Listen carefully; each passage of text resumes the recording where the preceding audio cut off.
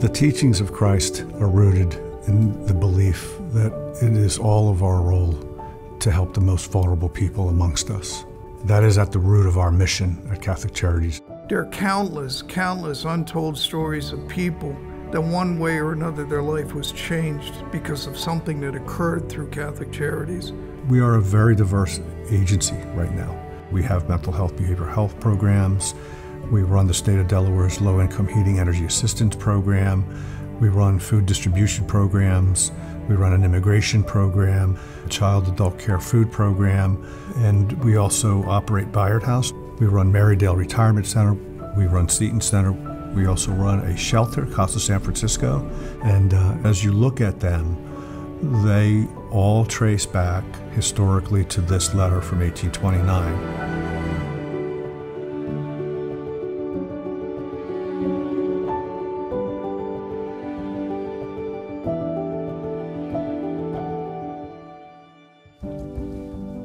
Today we are at SETON Center, an outreach center in Princess Anne, Maryland. We're sitting in the very same location that I was over 20 years ago in the same thrift shop area, and it has been a godsend to this area. The sisters that came here are the Sisters of Charity. They were from Convent Station, New Jersey, who were given the opportunity to look at different places in the United States to find counties that had no Catholic presence whatsoever. They realized that it was here that they wanted to start their ministry, and so they found a garage in the neighborhood, and they just kind of opened it up to whatever the neighborhood needed.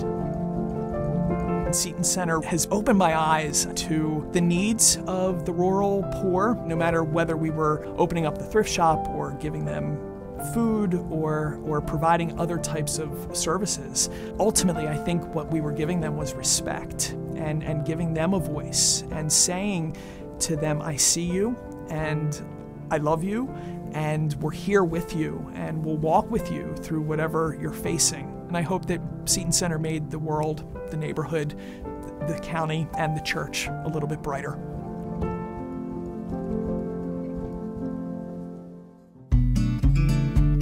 My name is Marion Bow. I was the English as a second language teacher and the GED teacher. And then after I was there 2 years, I became the director.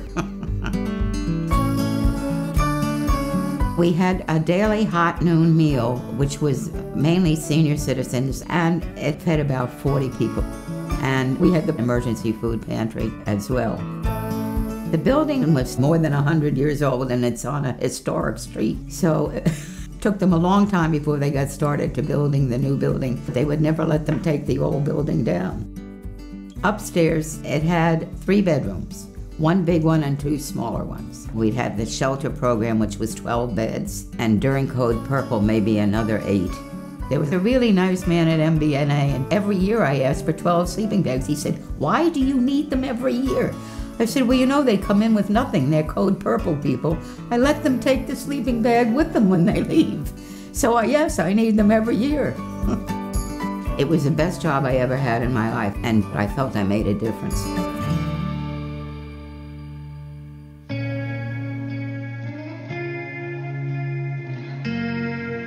I had a very, very hard time at home. My dad was an alcoholic, my mom was on drugs, and I ended up pregnant. And just being at that house with all of that just wasn't best for me or my daughter. My DFS worker had finally gathered up enough information to finally move me, but then the problem became, well, where are we gonna move her? Because there's not a lot of foster homes that'll just accept a person, let alone a child. She told me about BAYARD House. I came here and I had the interview. I walked around, I did a tour, and I was like, I love it here. This is just like home. Some people don't understand that this is a shelter. They take women that are pregnant, that have children, they help you find placement. They help you budget. They teach you how to clean, they get you clothes, they teach you how to cook. They have a diaper bank too. The case manager, she had helped me look for an apartment, and we found one. They got me furniture. I had bedding and everything, so the transition was very easy. I like to help people, and when I had came here maybe like a couple weeks ago, maybe a month ago, I was just sitting in the living room and I was talking to all the girls. That literally made my day. Being able to talk to somebody that's like, oh, I can't do this. Being able to talk to them and be like, well, listen, I know it's kind of hard right now, but I was there. I was there very young, and I made it out. Why can't you?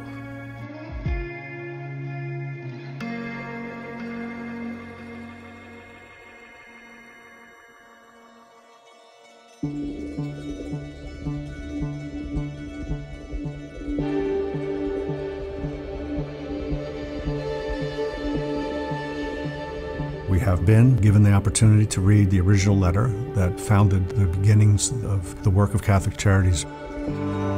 This letter was written by Reverend George Carroll to Mother Augustine DeCount, and it came from Wilmington, December 1st, 1829. I have been for some time past desirous of writing to you about an affair which has not been absent from my thoughts since my appointment to my present station. This affair is the establishment of the sisters in Wilmington, where they are truly as much wanting as in any place in which they are present established. Some years ago, an explosion took place at the powder mills, which are about 4 miles from the town, and when they take place, they leave orphans exposed to the mercy of those who care not for their immortal souls. We have a fine church, a resident pastor, and if you decide on sending 2 or 3 sisters about April, I will begin to look out for a house, for furniture, etc. Respectfully, George Carroll. I feel like I know how the whole thing started. The organization that I've worked with all these years continues to provide service for the most vulnerable, and we've done it for 191 years, and this letter started that. What this letter really does is defines what our mission's going to be. That mission will not change. We are not going anywhere. I won't be around for the 290th anniversary of Catholic Charities, but Catholic Charities will be. Catholic Charities takes what happens within the church and then says, and now this is how you live it. I think there's too much suffering in this world that we really should do something about. People were struggling then, it's still going on now. And being able to have a program like this is just really helpful. They probably had no conception of what this would look like 190 years in the future. But if we had the opportunity to be able to ask them, I think they would be extremely pleased with what's happened.